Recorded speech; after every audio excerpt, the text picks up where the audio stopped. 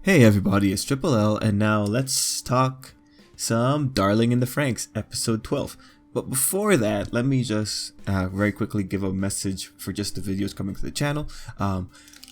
Today I will be definitely doing, I'm going to be uploading Darling in the Franxx and Overlord together, so you will be seeing that if you're a fan of those videos. If you're a fan of the Death March videos, I haven't watched the episode yet. I'm a bit late when it comes to all these videos, as you can tell. So I will be trying to watch it today, but the Death March video may just come up tomorrow depending on my schedule today. Anyway, that's just a message I'm putting across both of the videos today. Thanks for watching. Oh, and there's not going to be any 7 Deadly Sins episode impression video at all, and probably no preview video because it's just limited time right now. So okay, cool, that's it, that's the message. Let's just get into this episode. So Darling in the Franxx episode 12.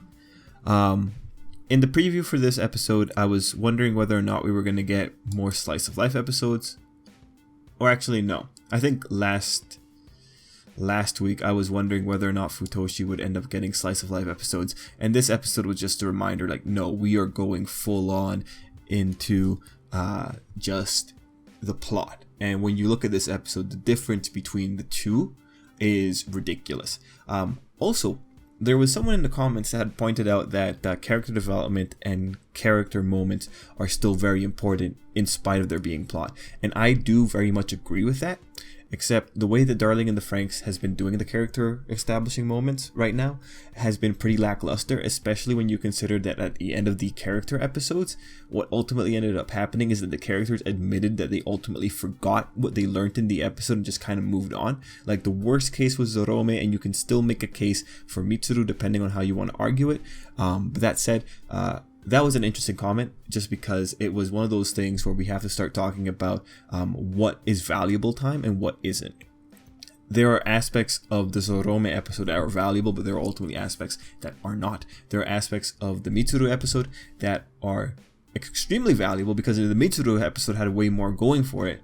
But, you know, just when you compare the episodes that we get and you compare this one, and this one's making way more moves, right?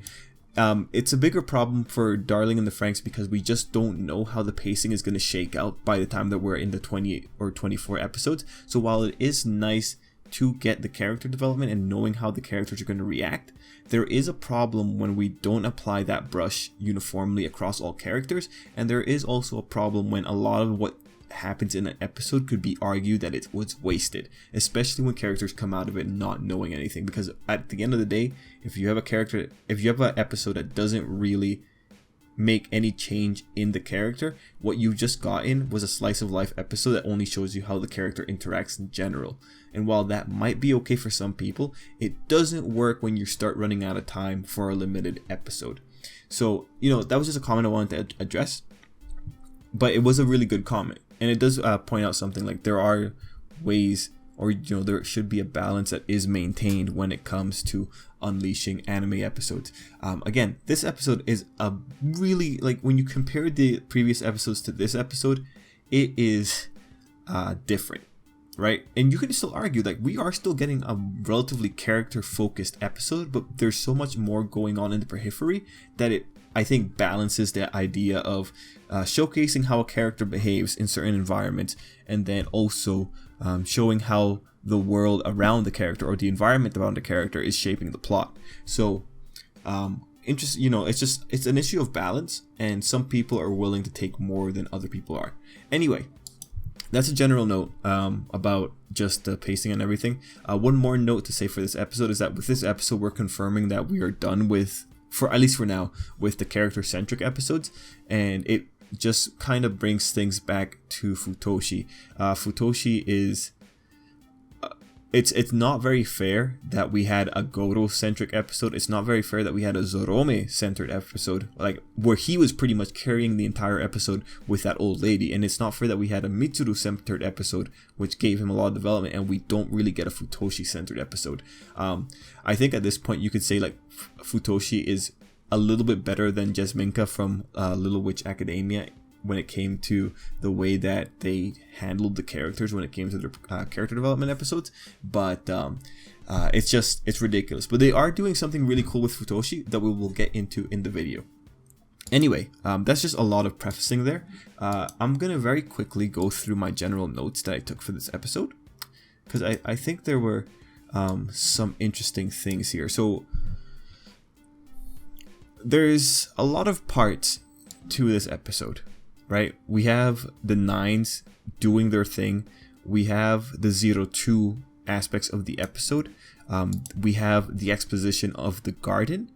And then we have the fight scenes, which are really more just there to showcase what 02 is turning into. We have the 02 breakdowns continuing in the episode. And then we have the final 02 just crazy moment.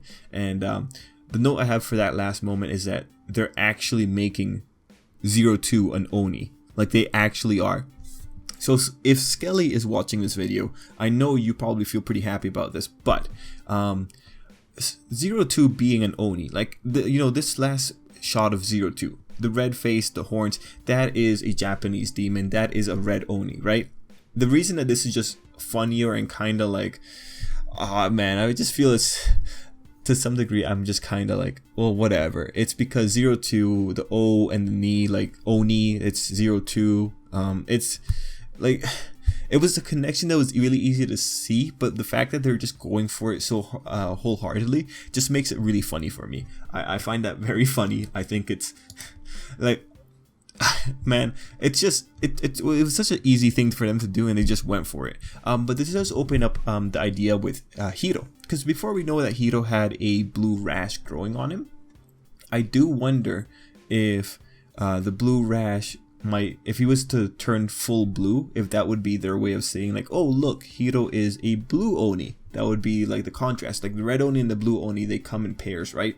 When it comes to the way their characters interact, or the characteristics of those type of archetypes interact. So them going with the red Oni thing for 02, I would be very interested to see if they want to go all the way and make Hiro turn blue, or even if that was the rationale behind choosing the blue coloring for Hiro or for the boys, because I'm pretty sure that the machines, the Franxx, also have red and blue for their meters. So red Oni, blue Oni, if they go for it, I wouldn't be surprised. But at this point, Skelly is predicting a lot of things correctly.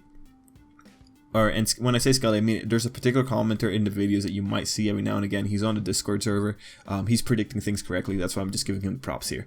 Anyway, moving on. Let's move away from that point and go into just the general notes. And then we'll go into like the hardcore discussion about the episode.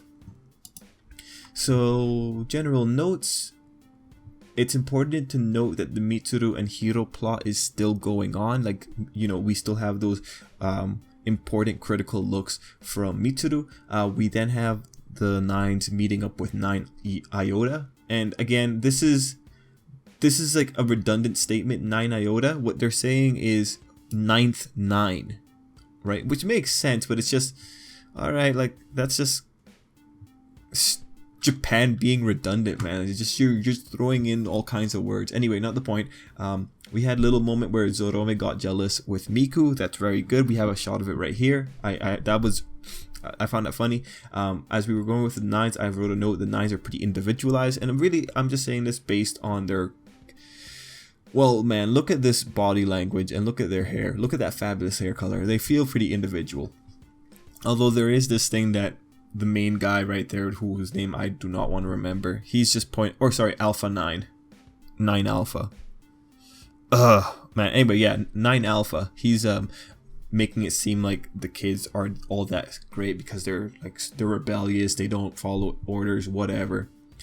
We then had Hiro getting scared of 02 in the library. We also had a moment where 02 was being attacked by the people, and that was a moment where I really wish that Franxx didn't work on 02, and that's a note having to do with the way that they're handling 02 for the episode.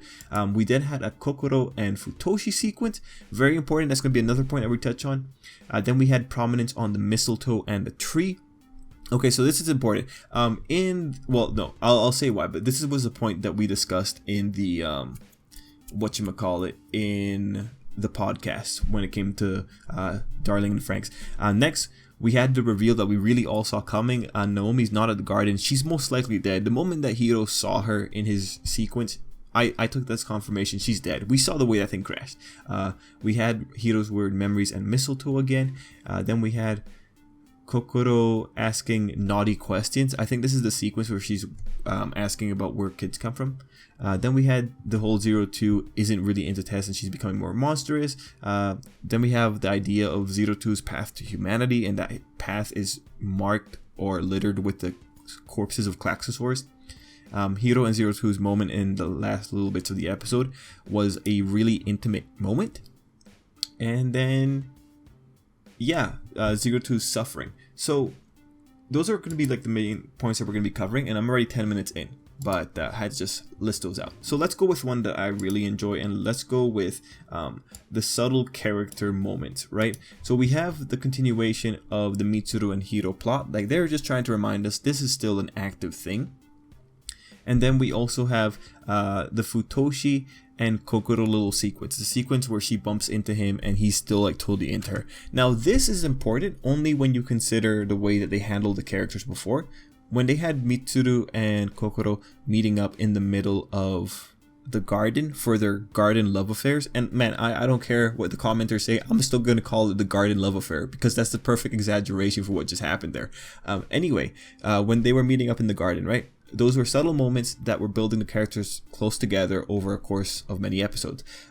So if they decide to work on that subplot as we're going through the episodes, and then they decide to culminate it and reward it later on in the series with one dedicated episode, that'll work out really well, right? Because then we have a lot of the groundwork being done seamlessly over time, and then when it actually has something coming, you know, something bearing fruit from it, it'll feel really good. So when I see Futoshi and Kokoro still getting attention, them still getting screen time in their personal interactions, I do take that as a sign of saying, hey, we are still going to invest in this character, so we're just putting in some time now to, you know, have a bigger return on investment later. So I really enjoy that. Oh, I also, actually no, I'll leave that note for last. Moving on, let's talk about the mistletoe. So the mistletoe is interesting when you consider two things: the name of the place that the parasites live in and the title of parasite. Mistletoe itself is parasitic. Mistletoe, I believe, is a parasitic. Let me just Google that again just to make sure, because this is going to be kind of weird. Okay, I confirmed it. Mistletoe isn't really a tree. It seems to be more of a shrub, such that the mistletoe is a parasitic plant that attaches to trees, to host trees. Whereas I think in the episode they're calling it a tree, but I'm pretty sure like they're taking advantage of the parasitism of the mistletoe. When you consider that mistletoe is a parasite, however, it makes sense why they would call the parasites only when it comes to thematics. So that's pretty cool. The other thing with mistletoe is that the name of the place that the kids live in is Mistletoe. The missile is the thing that's maintained between the two ideas, but Mistletoe traditionally is a weapon. So it's interesting to see it being used as a living place, as an abode. It's interesting that they're calling Mistletoe as a building. It's the first time that I've seen Mistletoe used in that way.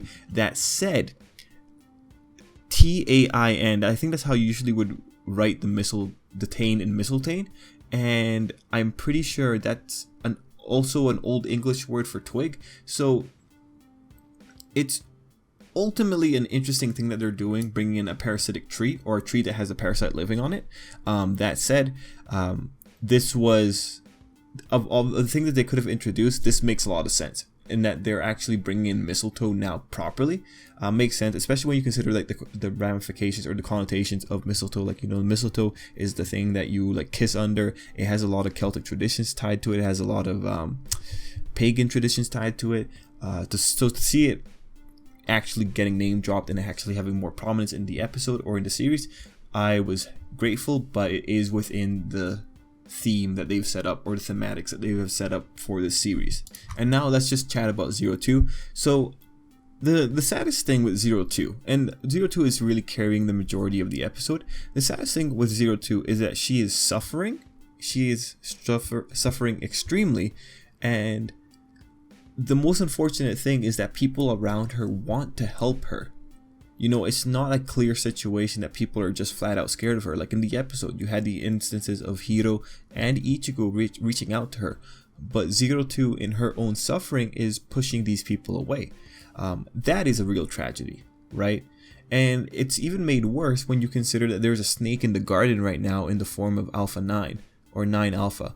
He's there and he's stirring up the pot. He's telling Ichigo things, informing her more about 02.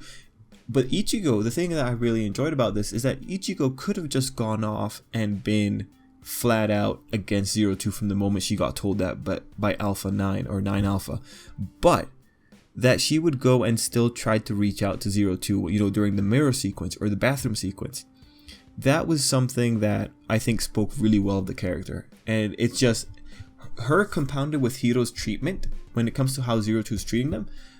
It just makes it more of a tragedy, because now there isn't a case of people shunned 02. This is purely 02 is now acting in a way that produces more victims. So she's right now going along with the world, or the idea that victims just create more victims. So this is not a good thing for the character. This is not a good thing for the community that she is finding herself in. But there is also that note that we have to take into consideration. 02 is under abnormal stress, for lack of a better word, right? She has some weird things going on with her. She has the stress of being taken in like a guinea pig. She has the stress of becoming more monstrous, and we see that she has a clear attachment to not being monstrous. Now, when you hear 02 talking the way she does, like if she kills more Klaxosaurs, she can become human, you do have to wonder to what degree of indoctrination did 02 go through. Because when you hear her saying that she can become human if she kills Klaxosaurs, that seems like a message that was imparted to her by 8. And that's really interesting, because 02 does or has been characterized as being relatively rebellious.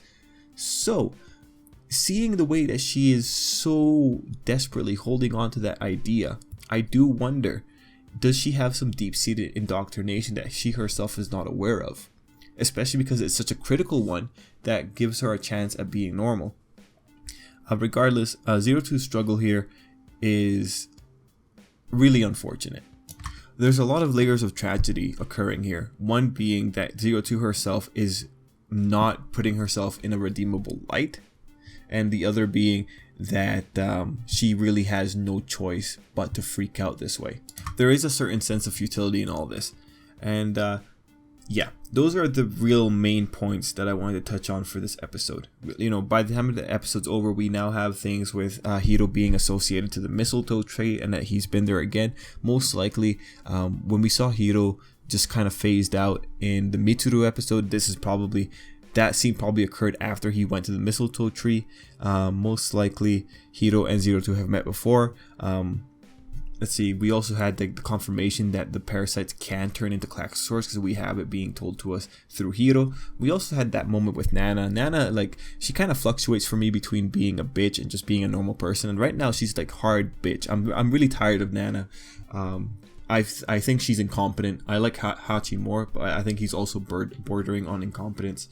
Anyway, the other critical points are Kokoro's issue, or Kokoro's talking about where children come from.